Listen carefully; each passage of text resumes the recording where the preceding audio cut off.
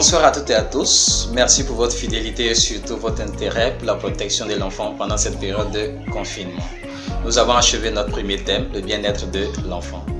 Dans la vidéo précédente, nous avons dit que l'enfant tire son bien-être par sa participation aux activités quotidiennes.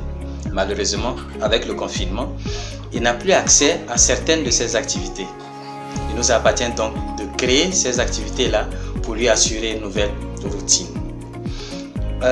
Parmi les astuces rappelées pour redynamiser son quotidien, nous avons cité 3, notamment la relation de l'enfant et sa famille. Il doit exister entre l'enfant et sa famille ce qu'on appelle l'attachement. Et à cet effet, nous avons discuté de 3 exercices pouvant permettre aux parents de redynamiser cette relation pour que l'enfant soit plus attaché à ses parents. La première activité, c'est les parents doivent être à l'écoute de leur enfant.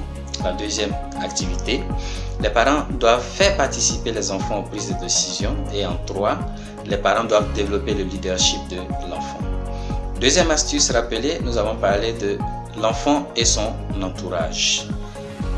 Dans l'entourage de l'enfant, nous avons retenu 2 points assez importants, l'école et les espaces de loisirs.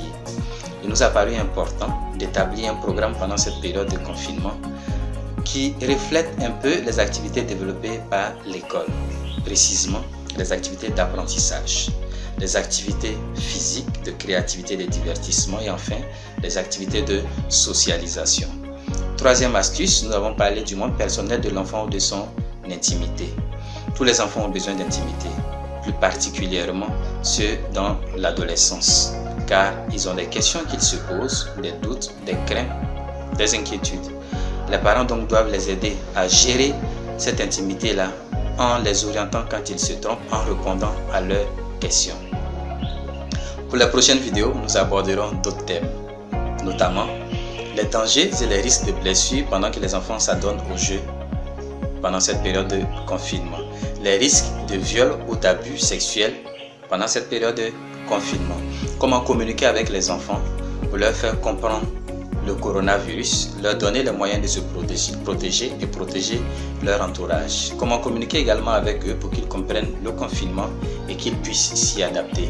Et enfin, nous parlerons de l'accompagnement pédagogique que les parents pourraient apporter à leurs enfants pour leur permettre de toujours apprendre tout en restant à la maison. Toutes ces vidéos vous intéressent, alors visitez notre page Facebook ou notre chaîne YouTube, Initiative au pluriel pour l'enfance et la jeunesse. Merci et bon confinement.